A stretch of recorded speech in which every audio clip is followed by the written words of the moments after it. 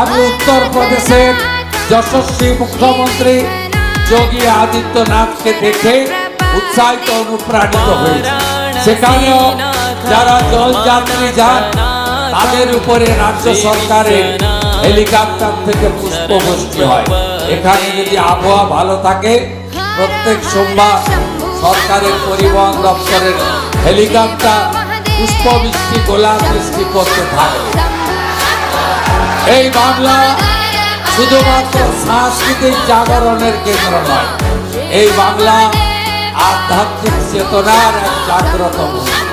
এখানে দক্ষিণেশ্বর, কালীঘাট, তারাপীঠ, কোচবিহারের মদনমোহন জিউ থেকে তারকেশ্বর ধাম, কত নাম আমি বলবো, আপনারা শুনলে খুশি হবেন। বর্তমান পশ্চিমবঙ্গ সরকার তীর্থক্ষেত্র সার্কিট তৈরি করার সিদ্ধান্ত নিয়েছে। মুর্শিদাবাদ